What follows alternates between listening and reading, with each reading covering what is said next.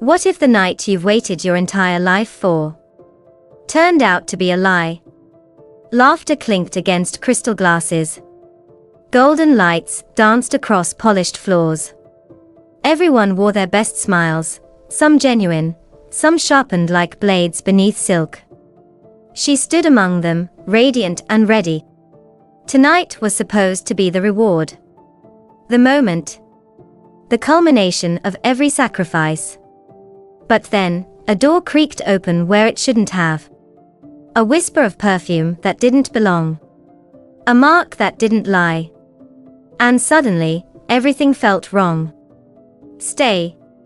Something's about to shatter. The ballroom shimmered with golden light, each chandelier dripping elegance like honey onto the marble floor. Laughter spilled from tables dressed in white linen, glasses clinked, and someone in the back yelled out a half-drunk toast. It was a celebration of success, a victory lap for the company's best quarter in 5 years. Everyone was dressed to impress, drunk on champagne and anticipation. Ivy Quinn stood near the center of the room, poised and radiant in a midnight blue dress that hugged her like a quiet promise. Her makeup was immaculate, her hair swept into a low, elegant twist, and her eyes, her eyes sparkled not from wine, but from certainty. Tonight was the night. 5 years. 5 years of showing up early, staying late. Of sacrificing weekends and canceling vacations. Of mentoring interns who were now managers, and presenting ideas that others took credit for. She had never complained, never pushed, never made demands. And Richard, her boss, her mentor, the man who'd told her more than once, "Your time is coming, Ivy. Just wait," had given her that look again just last week. The one that said, "Get ready." She believed him. She had to. Her heels clicked against the polished tile, as she made her way toward the bar for a quick glass of water to calm the butterflies in her chest.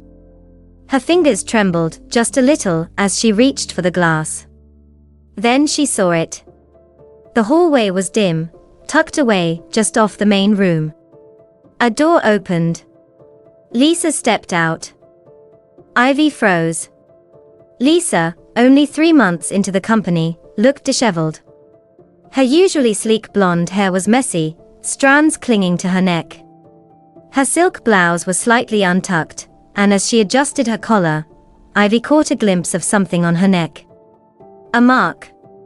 Dark. Circular. Too deliberate to be a coincidence. Lisa didn't see her.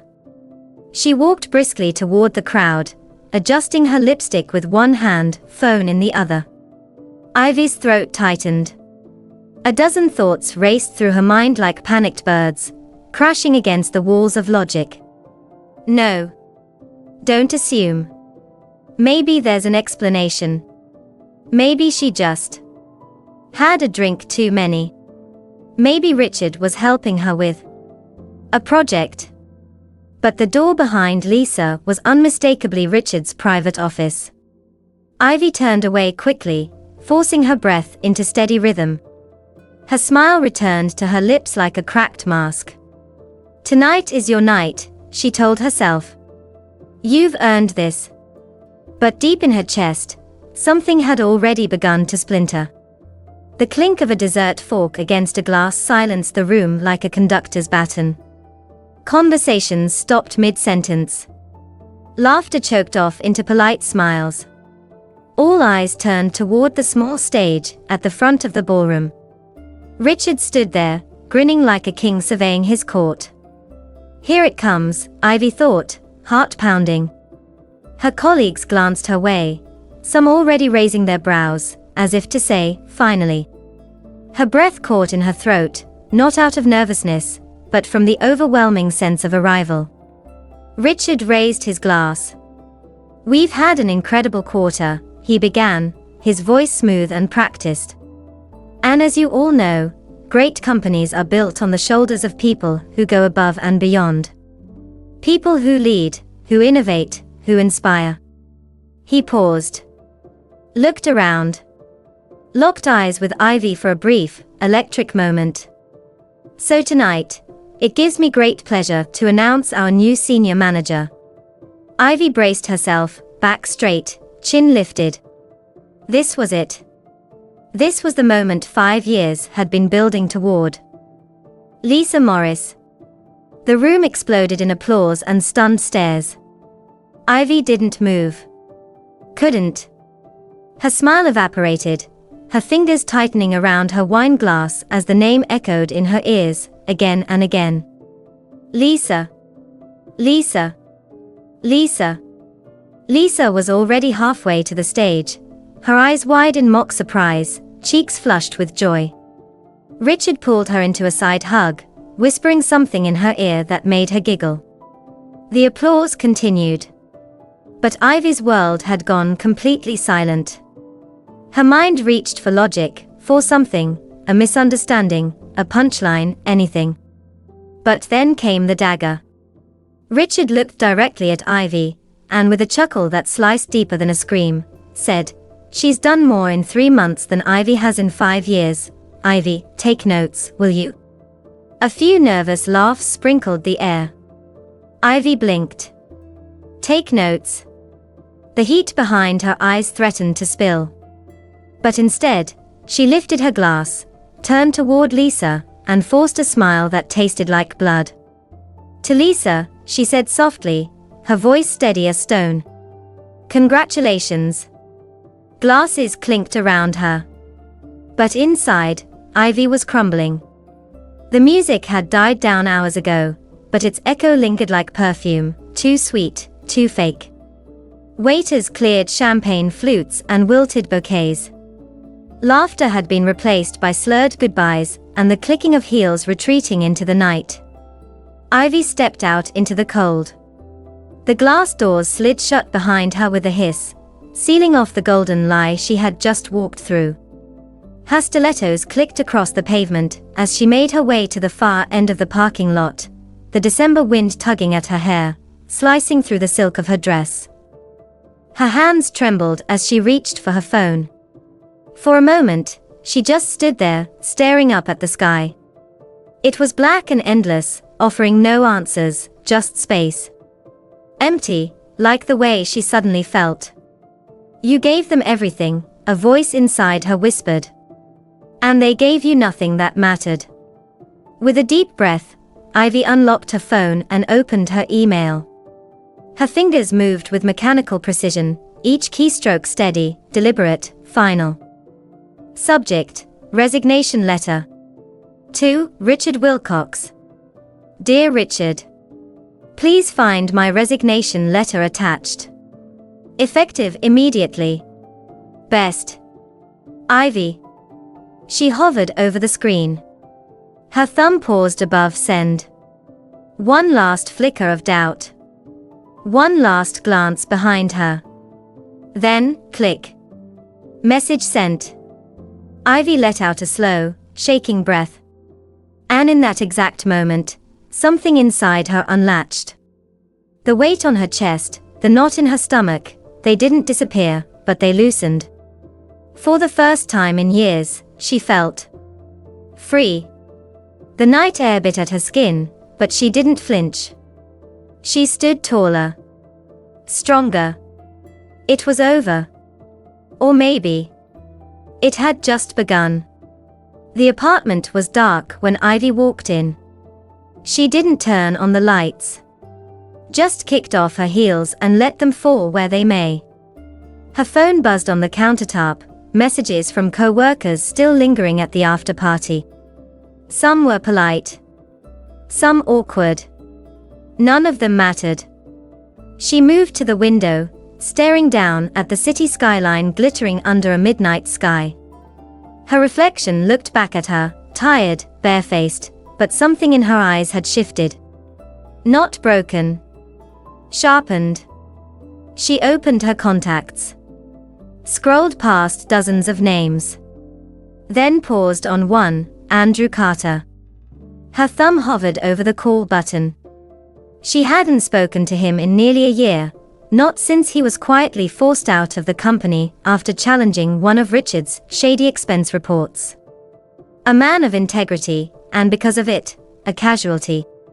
When he left, he'd made her an offer.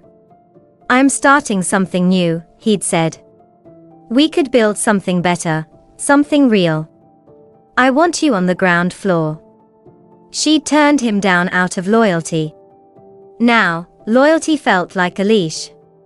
She hit call. It rang once. Twice. Then, click. "Ivy." His voice came through, surprised, but steady. She didn't hesitate. "I'm ready now." There was a pause. And then a slow, almost relieved laugh.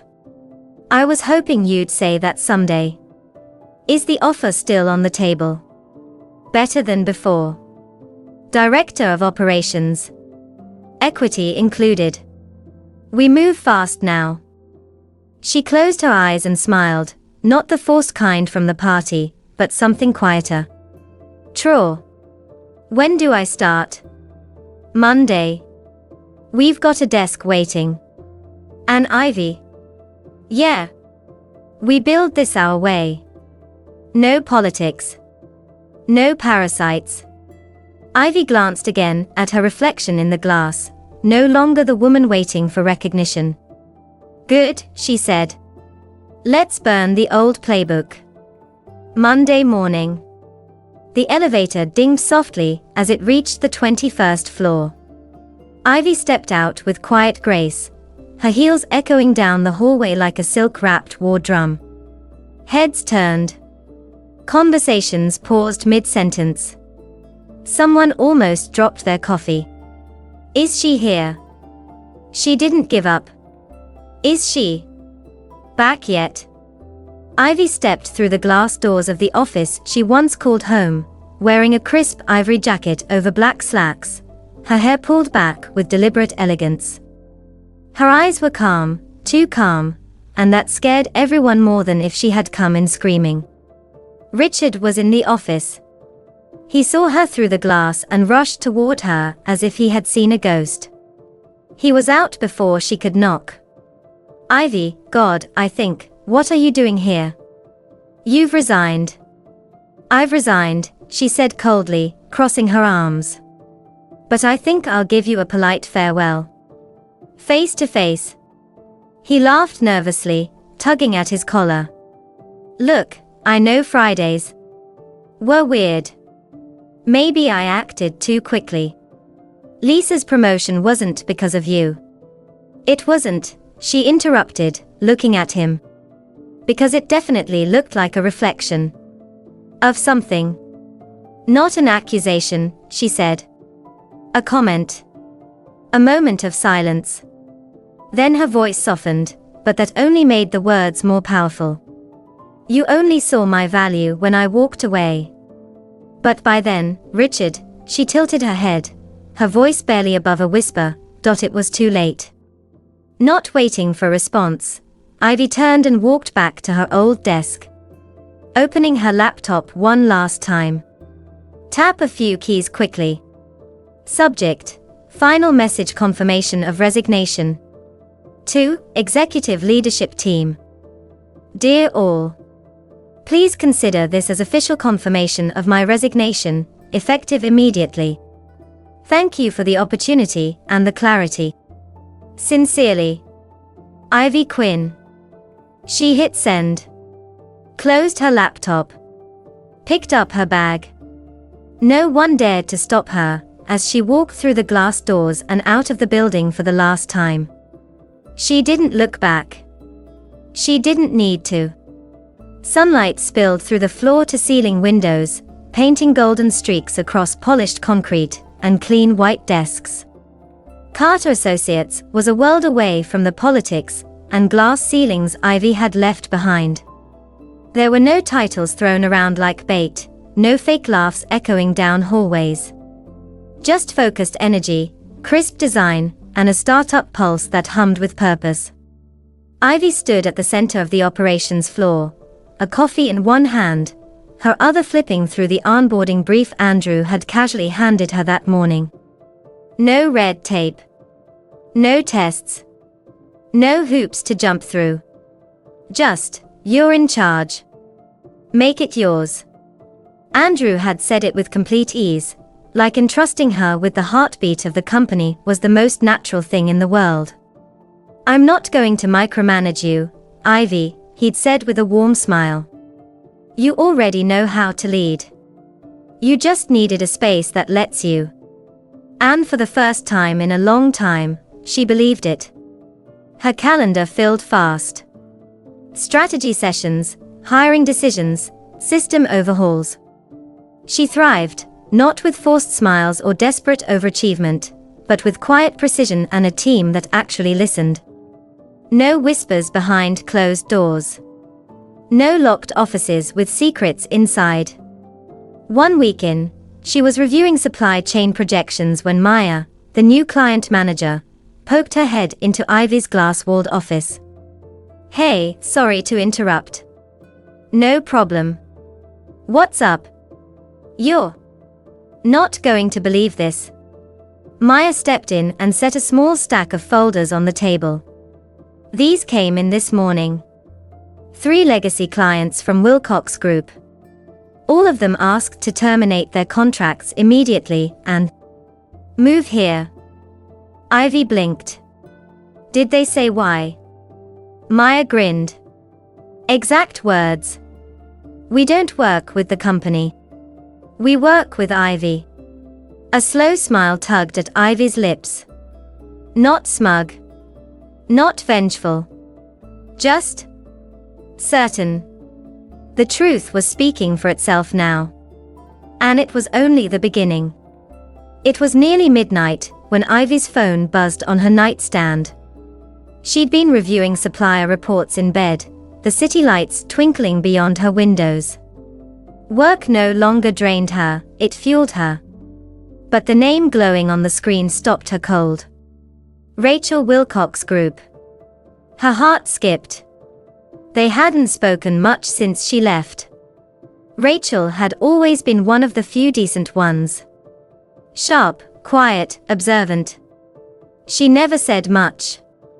But when she did, it meant something. Ivy opened the message. Got something you should see. Then came the photos. One by one. Grainy surveillance stills. Lisa. Alone. Slipping into Richard's private office at 11:42 p.m. Another photo. Lisa leaving at 1:07 a.m., hair tousled, blouse misbuttoned. Next, a time-stamped snapshot, Lisa and Richard stepping out of the back entrance of the Wexford Hotel, less than a block from Wilcox Group. His arm casually wrapped around her waist. Ivy's breath caught. Her hand lowered slowly from her face as she sank onto the couch, the phone trembling slightly in her grip. More messages came in. These were archived security logs. Thought you should know what was really going on. Everyone at the office is talking now. It's not just whispers anymore. Lisa knew how to climb. Just not with talent. Ivy didn't respond. She didn't blink. She just sat there, still, spine curled slightly forward, eyes locked on the screen as if the truth might fade if she dared look away. But it didn't fade. It hardened. She felt something deep inside her tighten, then go quiet. A heavy silence bloomed inside her chest, a space once filled with hope, now hollowed out by understanding. It was never about merit. It was never about work ethic, or loyalty, or late nights spent chasing perfection. It was never about her. Because the game had been rigged from the start. And she had been fighting for fairness in a world that didn't speak that language. The 5 years. The weekends sacrificed. The moments she told herself to be patient, to trust the process. It had all been for nothing. Or worse, she had never even been a contender. Ivy let the phone rest on her lap. Her eyes burned, but no tears came.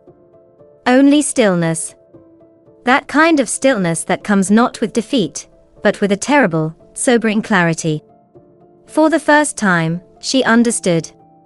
She hadn't lost. She never had a fair chance. 3 days after the photos, the email arrived. Subject: Let's talk important. From Richard Wilcox. To Ivy Quinn. Ivy. I realize there were misunderstandings and timing issues in recent weeks. I'd like to meet in person to discuss an offer that reflects your true worth to the company. We're prepared to offer a senior executive position with equity and a substantial compensation package. Let me know when you're available. Richard. She read it once. Then again. Then closed her laptop, leaned back, and let out a breath through her nose, not in relief. In calculation. So now he sees it.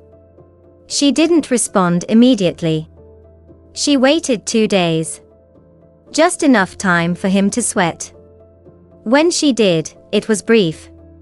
Tomorrow. 4 p.m. Your office. The building hadn't changed. The lobby still smelled like ambition and overbrewed coffee. But this time, Ivy walked in not as an employee, but as a reckoning. Richard was already waiting, fidgeting behind his desk, suit jacket discarded, tie slightly loose like he was trying to appear relaxed. But his eyes betrayed him, darting, watching her every move. Ivy, he said, standing to greet her. Thanks for coming. You look well. I am, she replied, sitting down without shaking his hand. She set her black leather folder on the desk, neat and centered. Richard gave a weak smile. Look, I'll just cut to it. I made a mistake. You leaving, it shook the team. Shook leadership. We want you back. Director level minimum. Full autonomy. And equity.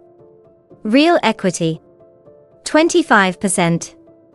He said it like he was offering salvation. Ivy simply opened the folder. Inside, a sealed envelope. Photos. Time-stamped reports. Copied emails. She slid it toward him with surgical precision. Richard stared at it like it might explode. What's this? Evidence, she said quietly. Of what your promotions are really based on. His face drained of color. I'm not here to sue. I'm not interested in your money. And I sure as hell don't want your job back.